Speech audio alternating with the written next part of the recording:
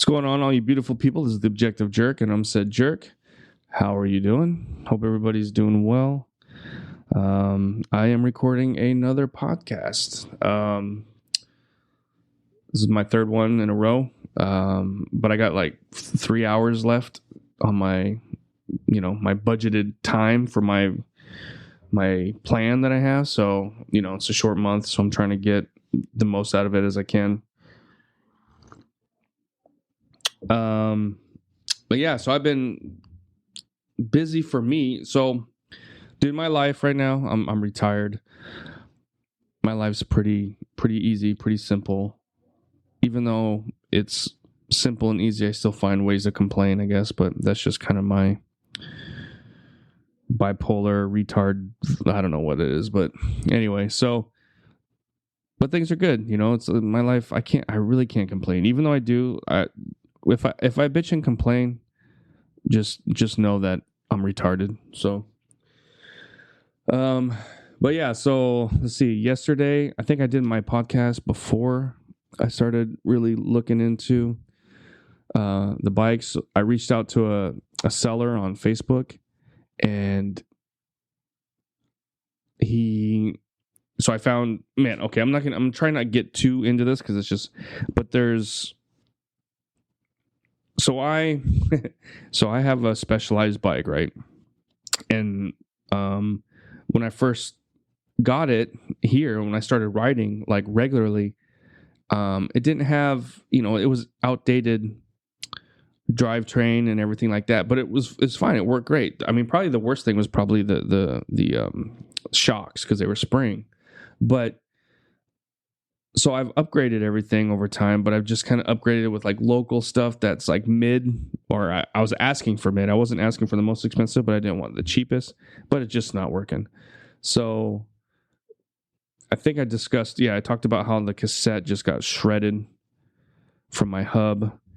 And so now I'm like, okay, I was telling my riding buddy, who's my godfather when I recently got baptized. It's kind of weird. I'm 46.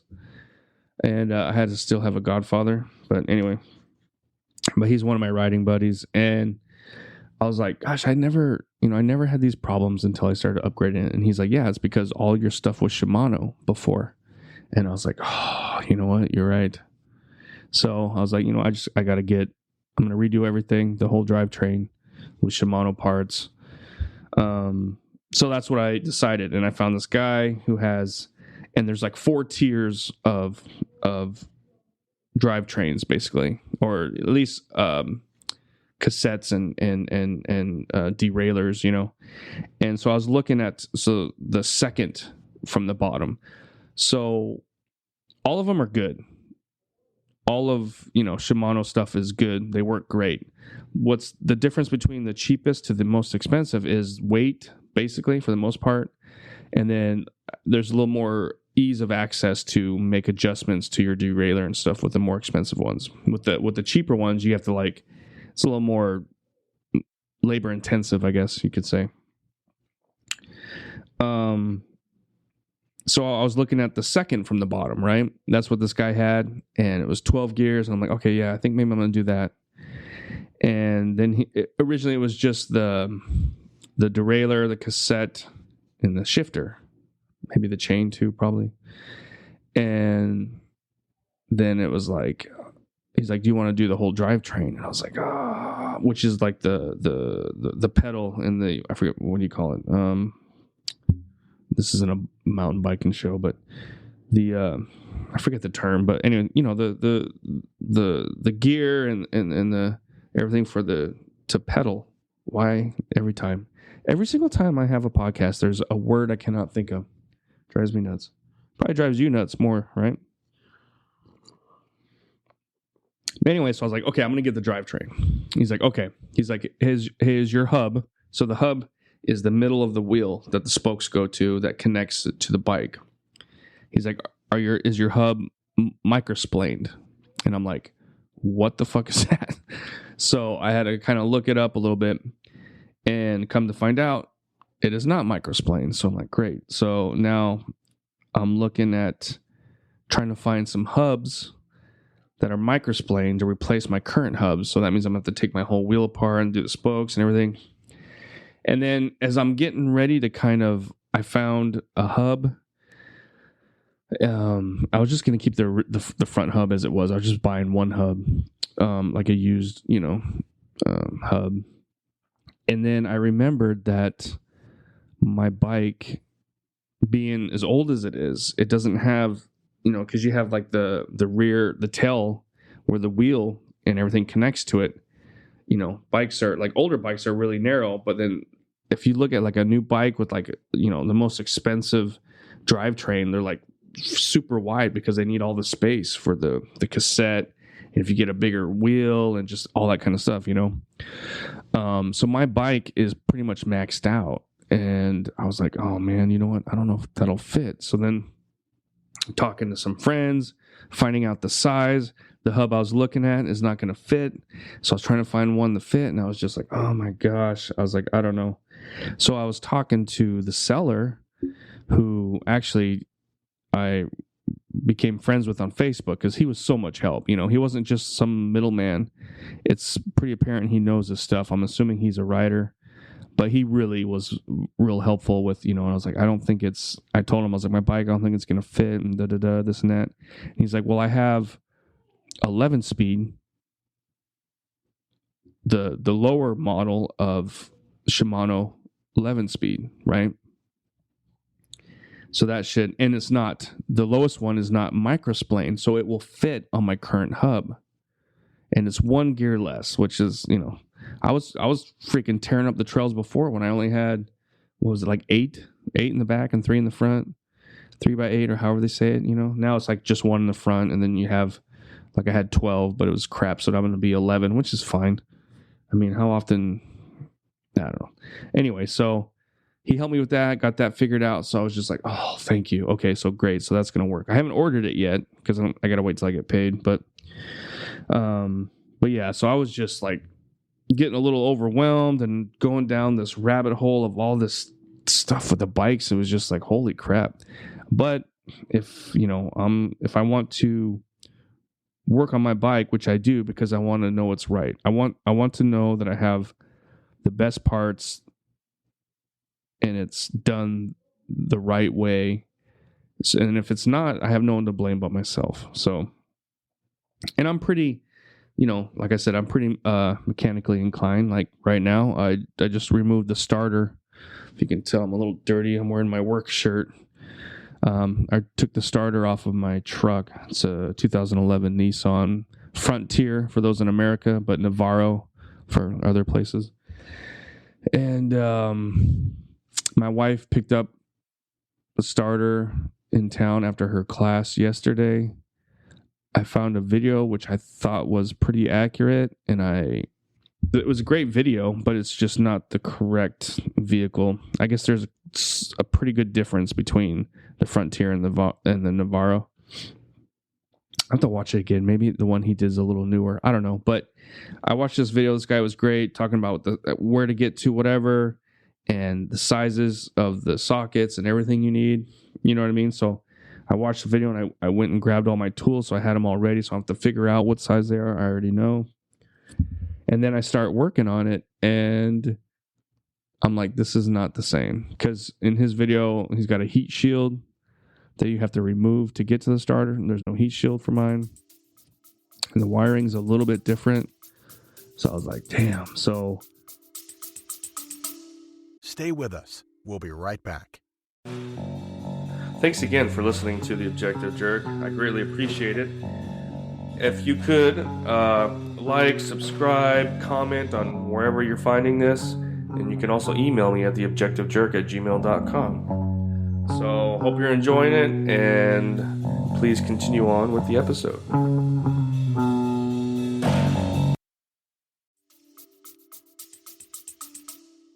I had to figure out which size the nuts were. And the thing is, if you don't know, like starters they're actually one of the easier parts to replace on a car. So this is, I think, my third time doing it. And they're all basically the same. I mean, a newer, brand new car, I don't know. I couldn't tell you for sure. But from my experience, starters are all, they're bolted to the flywheel, the transmission to kick the flywheel. There's 2 bolts holding it on, and you got generally like 2 wires, 2 connectors connected to it for, from the battery and whatever. And that's it. It's pretty easy. It's just depending on the vehicle and everything, it can be hard to get to. So the first starter I ever worked on or replaced was my first vehicle, which was a Dodge Ram 50. It was an 85. And older vehicles are much easier. There's so much more space, less plastic, less computer wiring crap. And I remember that was the first one I did. My uncle was like, "This is how you do it." He just explained it to me because he knew it was, it was an easy job, and I did it. And I was pretty proud of myself, but it was pretty simple, And then I did another one. I think it was like a red Ford, which was another. It was like 88 or something. What year was that? Or was that other one? Anyway, I did another one. Basically the same thing. It wasn't hard to get to. It was a bigger truck. Oh no, it was a 90. What year was that? A 95 F-150, I think, or something like that. Anyway.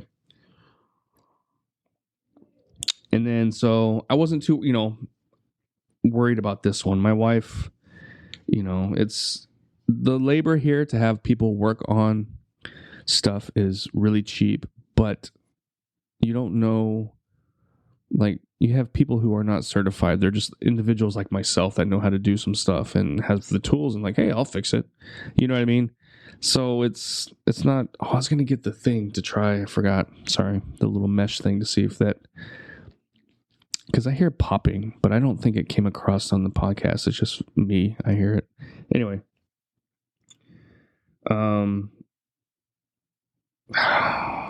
Freaking squirrel. What was I talking about? Oh my goodness. I was talking about how easy it is, whatever, this and that, blah, blah, blah. But yeah, so I mean, that's all it is. But this one was kind of difficult to get to. And it's crazy because it's just, you can't, it's not like the battery. You can just get right to the battery. It's down in the engine a little bit, or you got to go underneath. And usually you can't get to it with 2 hands. You got to just get it with 1 hand, and usually can't see it. So you got to feel, and it's just in these awkward positions, and you're like trying to, and if there was nothing around it, it would take you 2 seconds to remove it, It's just kind of crazy. So I get the frustrations. I remember my uncle, who was a mechanic that I talked about, I think on the last podcast, he was good at it, but he hated it at the same time. I mean, he taught me pretty much most of what I know, and I'm grateful for that. But there were some times when he just was like, so something was broken. Like, here's a quick little story. Took the family up. This is what that F-150 I was just talking about. I think it was like a 95, maybe a 96. I don't know. No, actually, I think it was a 97. Anyway, so it had a shell on it, and then we took a bunch of tubes and stuff. We went tubing wintertime up in like Snoqualmie Pass in Washington, and had a great time. And then we left, was driving home, and I just remember thinking like, man, but I mean, the roads were really kind of snow. It was like a lot of snow. So the roads were not normal. So the truck felt weird, but I was just like, it's the snow, the ice, whatever. And then, but it did, by the time I got home, it still was like, what the crap? And then we get home, and we're unloading the truck, and then I smell and I can see I had the freaking parking brake on the whole time. So I drove on the parking brake all the way home, and it just melted and destroyed those brake pads. Those are brake drums. So I went to, I bought some new drums. I went to my uncle to help me do it, because I'd never done it before. But instead of like me doing it and him just sitting there kind of tell me what to do, he just does it because it's like, it's just quicker and easier if I just do it. You know what I mean? Because he doesn't. I'm really him and I are like actually pretty similar. If you didn't know, you would think he was probably my father, because we just look a lot alike. I mean, I look like my dad too, obviously, but build and just kind of personality and everything, I'm really similar to my uncle.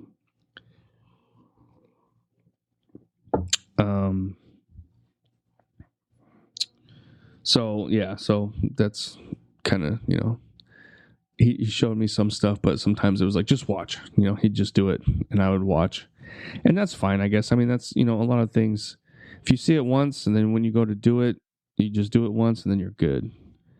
There's been a few times, I'm trying to think, situations where that happened. I watched somebody do it, and then there came a time in my life where I had to do it, and I was able to do it. So, not a big deal. But anyway, so after figuring out what size sockets and getting all the stuff I need to get to where I need to get the wires off and everything, I get the starter out. I lay it down next to the starter my wife bought, and they're not the same starter. So, yeah, so that's what I was just talking to with my wife. I sent her a bunch of pictures and everything, and she's going to have to buy a new one or see if they even have one. But most likely I'm just going to have to finish my job or finish installing it probably tomorrow afternoon, because she'll come home from school probably not with the right starter, and she'll have to take back the other one. I don't know, who knows, but kind of sucks because I'm trying to get some trash dumped off. So where I live, they do have waste management, but it's not the same as it is in the States. It really kind of sucks, to be honest with you. There's garbage trucks that drive down our road every day to a dump, and it's like we would have to, we'd put the garbage cans on the side of the road, but they would never pick it up. We'd have to hey, can you pick it up, or give them some money or something, and it's fine if we have to pay for it, but there's no, you don't pay monthly for like in the States, I don't know. It's just kind of weird. So, but there are some recycle places around. So I was tired of having my trash just build up in the front of the yard and never getting dumped. So what I started doing was I started separating all of my trash, which was a pain in the ass because the kids just are clueless. So I'd have a trash for everything that can burn, and then I'd have a bin for plastics, a bin for cans, and kind of do that. So I would burn all the burn stuff with some yard waste stuff, and then we would just take the recycles to this one place close by, right? But then my wife learned about the dump, that we can just go to the dump, and it's set up pretty much just like in the States, which is cool. But the good thing is you don't have to pay. You go to the dump in the States and they would sit there and charge you by weight. They'd weigh your truck or whatever, and you would pay. Here they don't, so that's kind of nice. So now it's just every 2 weeks or whatever, I just load our trash in the back of the truck, plus whatever kind of stuff, go to the dump, and we just dump it. And usually I give them 100 pesos or something. So that's what I meant to do couple days ago, and that's when the truck wouldn't start, and I was like, oh great.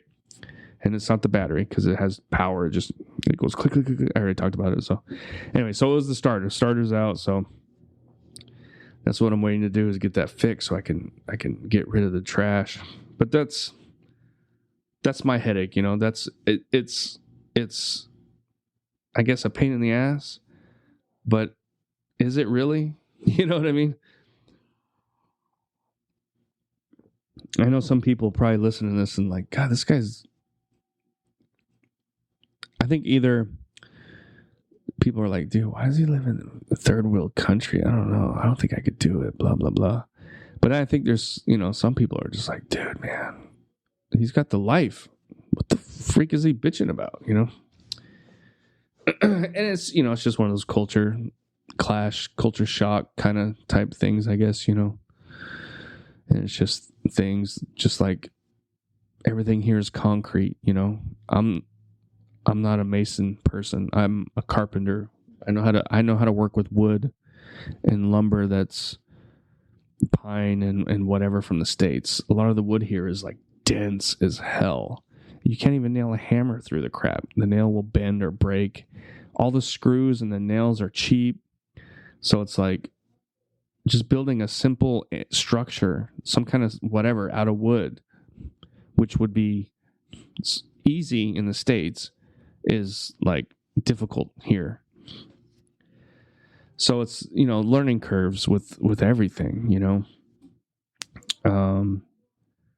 like in the States, it's like, yeah, you pre-drill before you screw something in for the most part, but you don't have to with everything. It depends on the wood or what you're doing, how big the screw is, things like that. Here, you got to pre-drill. You have to. And then the thing is, they do have like plywood, but it's really not the greatest. Although we did buy some recently for my bed, and it's a little more expensive, but it's a little better quality.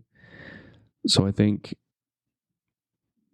I'm going to use that in the future when building anything. Like I got to build, like my wife, we had a walk-in closet built with the house when we had people working on the house, but it's all like, cinder blocks, concrete, and rebar. That's how they do stuff here. But we had this large section, like, okay, you can see here this door, right? So the room I'm in right now was just a bedroom, a small bedroom. But then I knocked down a doorway right here, so it goes into the master bedroom. And then there was a door just on the other side of it, and that was the main door for the master bedroom. So what we did was we turned this door is the entry into the master bedroom, and this is like, my little whatever, and then you have the master bedroom. And then what used to be the doorway to the master bedroom, we turned into like a walk-in closet, because there's like the end of the hallway was just like a big open. It was kind of weird, and my wife was like, hey, let's put a wall here and make a walk-in closet. Cool. So the walk-in closet's there, but I got to build, the closet really. It's just a dresser and some stuff in there for her to hang, like a shelf and everything. So when I do that, I'm going to use that wood. And, yeah. So that'll be fun, I guess. I don't know. Let's see. So what are you guys doing? What kind of chores and stuff are you doing around the house? I've done I've installed dishwashers and sinks and various things. I don't think I did like copper water lines and what do they call it when you're dealing with copper and you heat up to connect it and everything. I forget the term. Like I never messed with that too much. But like, so here, the water lines, it's just because we have a well, we're not into like city water or nothing. And so it's PVC kind of run, and it's kind of ghetto, but it kind of works here. Like I want to put new water lines, the better, like PVC. It's not PVC, it's like the white stuff. Like you have to melt it to connect it. I forget what they call it, but so like I want to replace all our water lines with that, and I don't want to have anything running through the walls. It's just going to be on the outside and go into like the bathrooms and the kitchens, because it just, over time the PVC, so we can't use like, steel or any kind of metal, because the well water just eats it up. So you have to have PVC, but then PVC kind of gets brittle over time because the sun here is just, destroys anything that's kind of plastic. So we got to get that white PVC type. I forget what it's called, but when we do that though, I got to get a whole filtration system, water softener and everything like that. So then the water is not as hard. And so, it won't destroy faucets, but I'm still not going to put lines in the wall and everything. I'll just still use that PVC. But it'll be nice because like a lot of faucets I have around the house are plastic, because the the galvanized steel or whatever for a faucet, it crumbles and falls apart. Like every year I got to replace the faucets. Although the one in the kids' bathroom is actually holding up pretty good.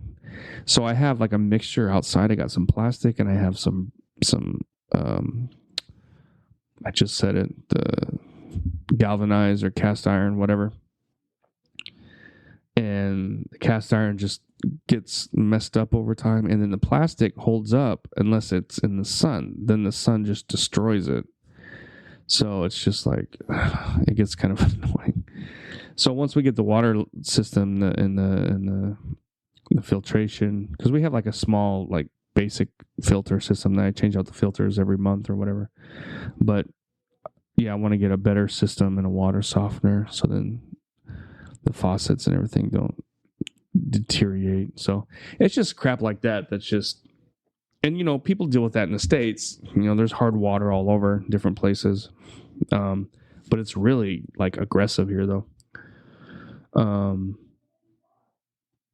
But yeah, you know, so that's nothing new, but it's just, yeah, like plastic here just does not last at all, you know, which, you know, in the desert and in the States too, it's the same thing. But like, so where my well is, the water pump, sometimes when the water level gets too low, then there gets like an air bubble in the pump and it won't suck up the water, and just constantly you hear the pump going, you know. And even if like the water level rises back up, it still won't suck the water. So you have to turn it off and you have to prime it. So you got to fill the water line with water. So I added a little valve and a hose and a like a funnel, so then I could turn on that valve, pour water into it, and then close it, and then, you know, so that's how I'd prime it.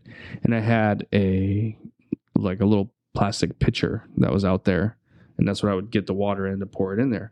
Well, the other day I went and did that, and I went to grab the pitcher, and it just like disintegrated in my hands. It just crumbled, and I was just like, geez. So yeah, it's pretty, I don't know.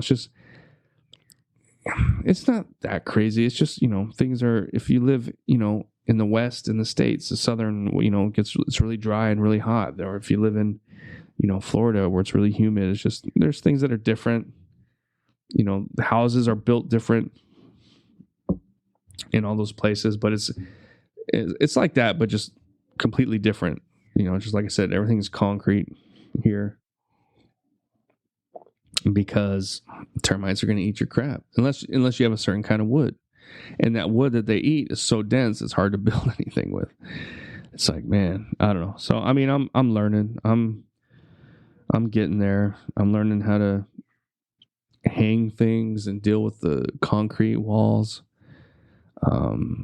Go through concrete bits like crazy, because it's like generally, like when I hang stuff up on the wall, like everything you see hung up, it's just I'll pre-drill a little bit with a mason bit, and then I put a concrete nail, tap in it, and that's what hangs everything up. Now, if you hang, you know, something heavy, then it's like you got to get an anchor in there, or they call it what do they call it here? A talk, I think. I don't know. And that's the other thing too. So it's like I go to, and this is to be expected, I guess, you know, I'm in another country. So, but yeah, you know, going to the hardware store and I'll be asking for something and they're like, no, we don't have that. And then I'll go walk around and I'll find it. And they're like, oh, that's this. That's what that is. And I'm like, oh, okay. But yeah, so sometimes it's, like I said, oh crap, 28 minutes. Okay. Man, I was going there for a while, huh? Just blabbing. That's, you know, that's what I do. This microphone is my buddy, my therapy, just to bullshit with. So thanks for listening. I appreciate your time. Hope everybody's doing well. God bless, and I will see you guys next time. All right, bye. You just put yourself through another episode of The Objective Jerk. Thanks again for hanging out with me. Please email me at theobjectivejerk@gmail.com. Like, subscribe, comment, wherever you find this, follow. It all helps. But thanks again, and I'll see you next time.